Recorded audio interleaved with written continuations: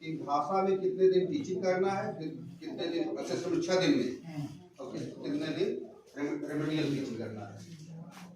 विजय sir बताओ। शिक्षण क्षेत्र में बगोजा को जो स्थान मिला था उस पर हम बोलने के लिए खड़े हुए। एक हफ्ते में 6 काल दिवस होता है। 6 सबको सुनिए सर, सबकी तरफ मुखातिब होकर बताइए सब लोग। 6 दिन जो होता है, 6 दिन में 3 भागों में बांट दिया गया। एक है उसमें 1 से 4 दिन पहले, फिर 5वां दिन अलग, फिर 6वां दिन अलग करके इसे 3 खंडों में बांट दिया गया। पहले 4 दिन को अनुदेशात्मक कार्य के लिए लिया गया। उसमें शिक्षण योजना बनाएगी कि आप पहले 3 क्लास में 40-40 मिनट के 3 क्लास बांट लिए गए। हिंदी के लिए, गणित के लिए कोई और दूसरा टीचर बताएगा, मैं हिंदी के बता रहा हूँ खाली। तो 40-40 मिनट के लिए 3 क्लास बांट लिया गया। पहले में मौखिक भाषा का विकास को रखा गया, दूसरे में डिकोडिंग को रखा गया, तीसरे में पठन को रखा गया। तो मौखिक भाषा के विकास में बहुत सारे कार्य हैं, जैसे आप चित्र पर चर्चा कर सकते हैं, चित्रकार पर चर्चा कर सकते हैं, बच्चों से कहानी करवा सकते हैं। इसमें डिकोडिंग में जैसे आप किसी बच्चे को अक्षर पहचानना जिसमें कहते हैं, उसको आप कर सकते हैं। अगर वो पहचान ना पा रहा है तो उसमें आप 10-20 मिनट पीछे वाला जो है आप उसको इसमें ऐड कर सकते हैं। उसमें ऐड करके हम अपना पठन पाठन वाला काम जो है उनको 120 मिनट के अंदर में अपने हिसाब से सारांश करके हम उनको यथावत रखेंगे। अब आती है बारी 5वें दिन की। वो लगातार इसे 4 दिन लगातार इसे चलता रहेगा। मौखिक भाषा का विकास, डिकोडिंग और उसके बाद पठन, ये लगातार 4 दिन चलेगा। 5वें दिन में आ जाएगा हमारा वो समय कम आ जाएगा।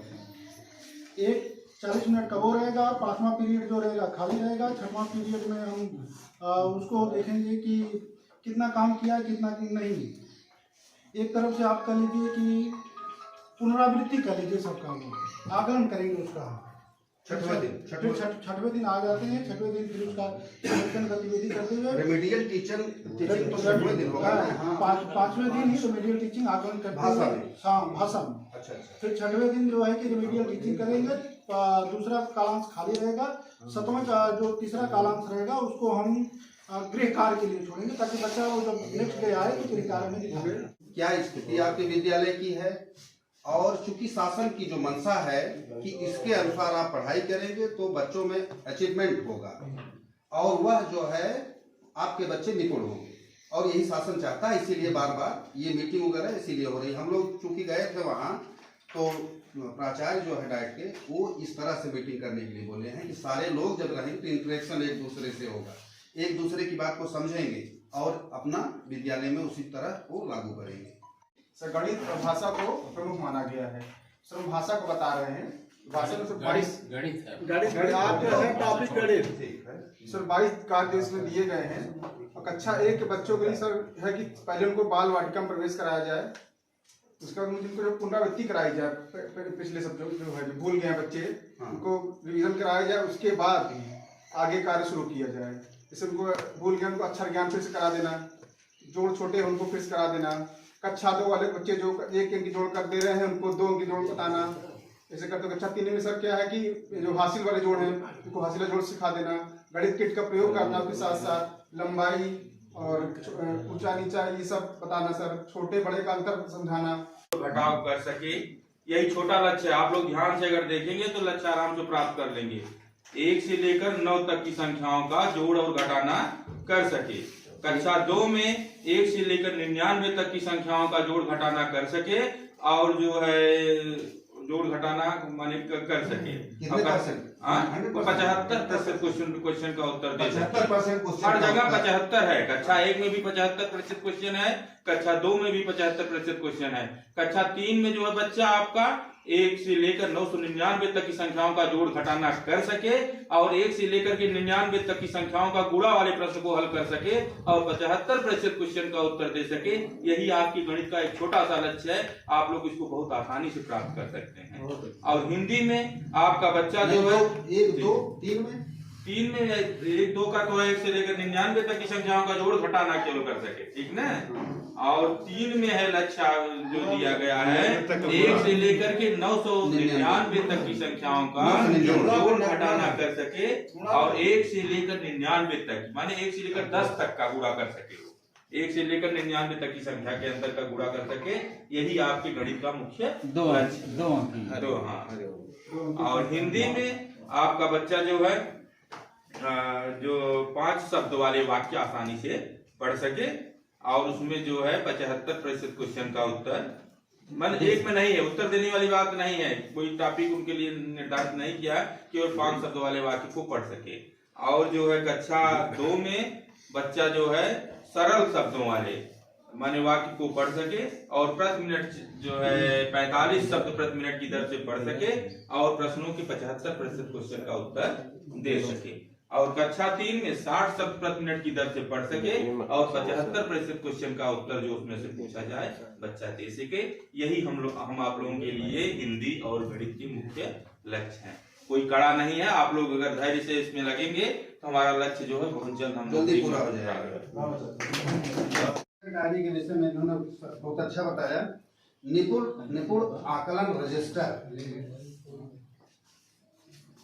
निपुण असेसमेंट रजिस्टर, ये पूरा निपुण असेसमेंट रजिस्टर जो बनाने हैं उसमें हमें जो है साप्ताहिक आकलन जो हो रहा है हमारा वो निपुण लक्ष्य के आयोग के द्वारा उसको हमें जो है हर सप्ताह में अपने भाषा और गणित का जो निपुण असेसमेंट हमें करना है, हर सप्ताह करना है, उसको उस निपुण असेसमेंट रजिस्टर में दर्ज करना है। हम सबको ये पता है कि किस क्लास का क्या निपुण लक्ष्य है और किस क्लास में किस तरीके से असेसमेंट करने हैं। अगर ये सारी चीजें हम निपुण जो लक्ष्य ऐप है उसके माध्यम से कर रहे हैं तो स्तर तक पहुंच रहा है, उसके आधार पे हमें group A, group B, group C में डिवाइड करना है और उसको जो है हर सप्ताह करने हैं और उसका आकलन करके जैसे हम अपना बनाए हुए हैं इसमें जैसे हम पहला आकलन किए हैं 8/7/2023 को डेट के साथ दर्ज करना है। इसमें वजह से बच्चा भाषा में 21 शब्द था, जो मेरा कोटेशन था जो हमने असेसमेंट किया उसमें 21 शब्द था, 21 शब्द में वो 20 तक पहुंच रहा था तो हम लिख दिए 20/21। उसके बाद लास्ट में जब हम आते हैं यहाँ पर कंक्लूजन जो होता है कि हम किस तरीके से बनाते हैं कि कौन सा बच्चा हमारा जो है निपुण हो रहा है, कौन सा बच्चा निपुण हो रहा है, इस चीज का कैसे आकलित करेंगे। तो उसमें जो 75% बच्चा जो पहुंच रहा है, यही बताया गया ना कि निपुण लक्ष्य में जो 75% सवालों के जवाब दे लेते हैं वो निपुण हो जा रहे हैं। तो हम देखते हैं कि जो बच्चा जैसे 20-21 शब्द था, 21 में जो 18, 17, 15 के आसपास पहुंच रहा है, पढ़ ले रहा है, उसको हम भाषा में निपुण मान सकते हैं, उसको ए कैटेगरी में डाल सकते हैं। उसके बाद जो बच्चा 75 से कम और 50 तक है उसको बी में, उसके बाद सी में रख सकते हैं। इस तरीके से जो है हम अपने निपुण असेसमेंट रजिस्टर तैयार कर सकते हैं। कार्य योजना बनानी होती है तो हमें ये 5 टूल किट परियोजना द्वारा दिया गया है। पांचों पे अगर हम विधिवत काम कर लें तो निश्चित रूप से हम 100% सफल होंगे। पहला इसमें जो दिया है वो दिया है कि शिक्षकों के बीच कक्षा आवंटन और कार्य विभाजन, ये पहला है। इसका मतलब यह है कि प्रधान अध्यापक से लेकर के सहायक अध्यापक, शिक्षा मित्र जो भी हैं, सब में कक्षा का आवंटन हो जाए, जैसा कि हो भी गया है। DCF में सबका लोड भी हो गया है। अगर कक्षा का दायित्व तो सबको अलग अलग दे दिया जाता है, विषय का दायित्व अलग अलग दे दिया जाता है, तो उस पर बहुत तेजी से काम किया जा सकता है और हो भी रहा है। दूसरा है कि संदर्शिका आधारित शिक्षण योजना का उपयोग। हम इधर उधर भटके उससे बढ़िया है कि अगर संदर्शिका का प्रयोग कर रहे हैं तो टाइम टू टाइम हम अपनी बात बच्चे तक पहुंचा सकते हैं, बच्चे की बात हम देख सकते हैं, तो इसलिए इसका उपयोग बहुत जरूरी। तीसरा है कि छात्रों का आकलन एवं उपचारात्मक शिक्षण। जब तक रोग का निदान नहीं होगा, उपचार नहीं हो सकता है। तो असेसमेंट के द्वारा हमें ये पता चल जाता है कि हमारा बच्चा किस स्थिति में है, तो उसको पैरासिटामॉल की जरूरत है तो हम पैरासिटामॉल खिलाएंगे। और समुदाय सहभागिता एवं अभिभावकों के साथ संपर्क बहुत महत्वपूर्ण बिंदु है। सबसे बड़ा कि अगर सबसे गार्जियन से, बच्चों के गार्जियन से और समुदाय का सहयोग मिल रहा है तो निश्चित रूप से हमारा विद्यालय नंबर 1 पर बना रहेगा। नहीं तो हम दिन भर चाहे जितना काम दे दें, बच्चा कल फिर वही पेज फाड़ करके और बिना पेंसिल बिना कॉपी चला आएगा। तो हम पूरा प्रयास करते रहें, निपुण कभी बना नहीं सकते। जब तक अगर हमें गार्जियन का सहयोग मिल रहा है तो निश्चित रूप से अगर होमवर्क पूरा करा रहा है, और बहुत सारे संसाधन ऐसे हैं, जैसा कि अभी ये 23 तारीख को निर्देश दे दिया गया है कि आप लोग 5:15 बजे से 6:15 बजे तक दिखाइए। तो विद्यालय में इतना धन नहीं है कि हम टीवी खरीद सकें, डिश खरीद सकें और दुनिया भर की व्यवस्था करके। तो ये समुदाय से मांगा जा सकता है, लिया जा सकता है, मिल सकता है अगर सामुदायिक सहभागिता हो रही हो। 5वां है शिक्षक विद्यार्थी आत्मीय संबंध। ये तो निश्चित रूप से है कि जैसे हम अपने बच्चे के लिए भागते हैं बदलापुर, जौनपुर बढ़िया डॉक्टर से इलाज कराने के लिए, वैसे हम अगर उस बच्चों को भी प्यार दें, निश्चित रूप से वो संबंध जब बनेगा तो जो हम बताएंगे वो सीखेगा और उसकी भी समस्या जो होगी वो हमारे तक बहुत आसानी से पहुंच सकती है। ये हमारे 5 टूल किट हैं। अगर इस पर काम किया जाए तो निश्चित रूप से हम सफल होंगे। तो ये समरखापुर से कोई बताएगा साप्ताहिक शिक्षण चक्र भाषा का।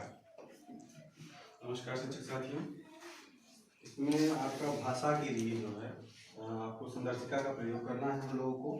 उसमें मूल रूप से हमें मौखिक भाषा का विकास जो पहले 5 दिन होंगे, 6 दिन बेसिकली हमको मौखिक भाषा का विकास प्रथम कालांश में चलेगा। फिर द्वितीय कालांश में हमारा डिकोडिंग का रहेगा। डिकोडिंग और कार्यपुस्तिका बच्चों को जो भी हमने पढ़ाया है उसको हम पूर्ण रूप से उन्हें एक्सप्लेन करेंगे। इसके बाद जो है कार्यपुस्तिका जो उनको वर्कबुक दी गई है उसके आधार पर उसमें जो क्रियाकलाप दिए गए हैं वर्कबुक में बच्चों को करवाया जाएगा। इसके बाद हमारा तृतीय कालांश होगा जिसमें पठन कौशल बच्चों से पढ़ाया जाएगा, खुद भी उसका आकलन किया जाएगा। और इसमें जो है 5वें दिन मौखिक भाषा का विकास तो 6 दिन चलेगा, लेकिन 5वें दिन हम उसमें पुनरावृत्ति करेंगे। पुनरावृत्ति में जो भी हम बच्चों को 5 दिन तक पढ़ाए हैं उसको हम पूरा दोबारा उसको रिवीजन कराएंगे बच्चों को। और 6ठे दिन जो है आकलन और रेमेडियल क्लास, जैसे कुछ बच्चे अगर हमारे कमजोर एक एक दिन में आकलन और रेमेडियल दोनों हो जाएगा। जी सर, लास्ट दिन अच्छा, अंतिम दिन में हम आकलन करेंगे। आकलन के करने के पश्चात हमें पता चलेगा अगर कोई बच्चा कमजोर है, और जैसा कि हम लोग जान ही रहे हैं तो उसमें से जो बच्चे बहुत ज्यादा कमजोर रहेंगे उनको जो है रेमेडियल क्लास के तहत थोड़ा सा बताने की कोशिश की। उपस्थित सभी लोगों का सादर प्रणाम। मैं सचिन कुमार सिंह, कंपोजिट विद्यालय कोट शिक्षक डायरी पर मुझे कुछ बोलने के लिए मिला। मित्रों, शिक्षक डायरी एक विकास का उपकरण है। शिक्षक डायरी शिक्षक का दर्पण है। शिक्षक डायरी में हम जो शिक्षक जिस विषय को पढ़ाता है उसको संकलित करता है और उसमें जिस ढंग से पढ़ाएगा, जिस शिक्षण विधा से उसकी गतिविधियों को वो संकलित करता है। शिक्षक डायरी से फायदा यह है कि किसी भी कार्य को करने से पूर्व हम एक प्रकार से उसको चयनित कर लेते हैं कि हमको क्या पढ़ाना है, कैसे पढ़ाना है। इसके लिए शिक्षक में आत्मबल बढ़ जाता है। किसी भी चीज को पढ़ाने के लिए अगर हम पहले से प्रिपेयर हैं, एक दिन पहले हमको क्या पढ़ाना है, तो हम एक अच्छे ढंग से शिक्षण कार्य कर सकते हैं। और हमने पाठ्यक्रम में क्या पढ़ाया है इस चीज की भी मुझे जानकारी होगी कि हमने बच्चों को पहले दिन क्या पढ़ाया, आज दूसरे दिन हमको क्या पढ़ाना है। मेरे मित्रों, यह सनातन से चली आ रही डायरी की परंपरा, जितने भी महापुरुष पैदा हुए, चाहे वो महात्मा गांधी जी हुए क्यों न हो, उनको ही ले लीजिए, उन्होंने अपनी दैनिक डायरी प्रतिदिन भरा है और उसका हमने आज आकलन करके उनसे एक शिक्षा ग्रहण कर रहे हैं। मैं ये कहना चाहता हूँ, शिक्षक डायरी शिक्षा के क्षेत्र में नहीं बल्कि समस्त शिक्षकों को अपने जीवन के क्षेत्र में भी एक डायरी होनी चाहिए, जिससे आप अपना आकलन कर सकें, निगेटिव और पॉजिटिव। इसलिए शिक्षक डायरी का बहुत महत्वपूर्ण है। यह एक विकास का उपकरण भी हम इसको कह सकते हैं। और शिक्षक और हम ये देखते हैं कि निपुण लक्ष्य, मैं ये देख रहा हूं कि विगत 2 महीने से निपुण लक्ष्य में जो धार उत्पन्न हो गई है, यह कहने की बात नहीं, दिसंबर माह तक सारे विद्यालय निपुण लक्ष्य हो जाएंगे, यह देख रहे हैं। क्योंकि धरती क्या आकाश बदल सकते हो, धरती क्या आकाश बदल सकते हो, मौत का बेरहम इतिहास बदल सकते हो, यदि कर लो अपनी बाहों पर भरोसा, मुकद्दर तो क्या खुदा की हर बात बदल सकते हो। इसलिए आप निश्चित रूप से निपुण लक्ष्य की प्राप्ति कर सकते हैं। धन्यवाद।